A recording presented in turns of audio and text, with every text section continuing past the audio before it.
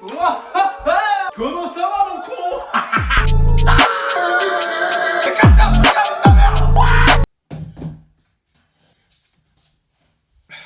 Konnichiwa les potes, c'est Litabi, j'espère que vous pétez la forme. En tout cas, moi ça va. Désolé, c'est Svin. Si vous me suivez sur Insta, vous savez c'est qui. Bref, konnichiwa les potes, c'est Litabi, j'espère que vous pétez la forme. En tout cas, moi ça va nickel aujourd'hui. Une nouvelle vidéo un peu plus chill que les deux dernières qui j'espère vous ont beaucoup plu. D'après les retours que j'ai eu, en tout cas ça vous a plu. Une petite précision avant de commencer la vidéo, que comme quoi ça me prend beaucoup de temps de faire des vidéos comme ça, parce que on croirait pas, mais pourtant ça a mis vraiment du temps dans le montage, dans le tournage, etc. Parce que je rappelle pour la 8 000e fois que je fais tout avec mon téléphone. Bref, mais aujourd'hui c'est pas le sujet de la vidéo. Le sujet aujourd'hui c'est comment avoir tes examens à coup sûr et certain. Donc je fais cette vidéo pour le brevet, mais ça marche aussi bien pour le bac. J'ai eu mon brevet mention bien, donc si tu crois que je te mens, bah j'ai pas la preuve sur moi, donc peut-être que je te mens finalement. Non ouais, je te mens pas. Enfin je crois. Bref, on commence tout de suite par la première étape. C'est parti. La première étape, tu te fais un programme. Parce que les devoirs en fait c'est comme tout, faut être discipliné tu vois. Si t'as la flemme, faut que tu fasses quand même avec la flemme. À force tu vois, tu vas être dedans et du coup après t'auras plus la flemme etc. Enfin bref, faut être discipliné. Donc tu te fais une sorte de petit programme, par exemple je sais pas, tu finis à 17h, de 18 à 19 tu fais tes devoirs tu vois. Après tu manges. Ensuite de genre 20h à 21h30, 22h, tu te fais des petites fiches, genre des petites synthèses en gros de tes cours.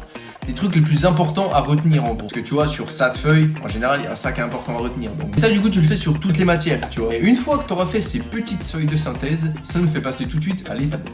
Ah, c'est bien beau, t'as fait tes petites feuilles de synthèse, maintenant il va falloir réviser, mon pote. Et ne t'emballe pas, fais un jour une matière. Par exemple, le lundi, tu fais 1 heure de révision de français, le mardi de SVT, le mercredi de physique.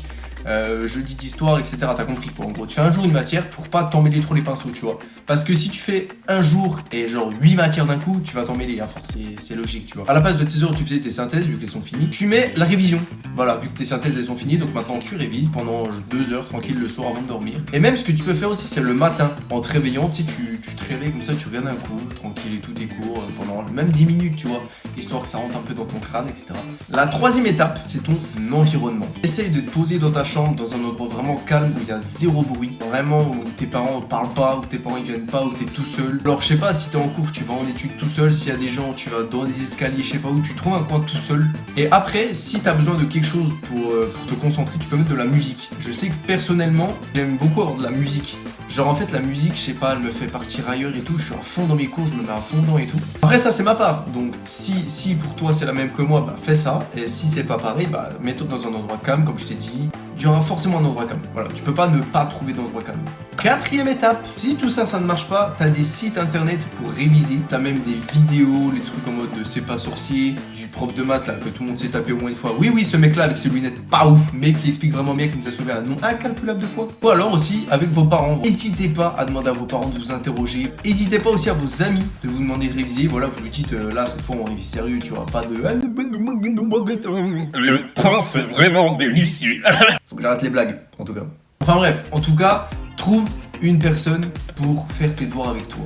Tout ça nous amène à la 5e et dernière étape. Si tu n'arrives pas à faire tout ce qu'on a vu précédemment, eh ben écoute, je peux rien pour toi. Vas-y au talent, mon frère. Bah non, mais c'est vrai, désolé, mais si t'arrives pas à faire tout ça et que t'as aucun moyen de te concentrer, c'est que c'est pas fait pour toi. Voilà, tout simplement, y a pas d'autre raison. Je sais que moi, tu vois, j'aime pas trop ma matière où je suis, ma filière, etc. Mais j'arrive à me concentrer. Donc c'est que j'aime bien un petit peu au final, tu vois. Mais si t'aimes pas, bah écoute, en vrai de vrai, essaye de donner un maximum pour réviser. Et malheureusement, il faudrait y aller un peu avec de la chance.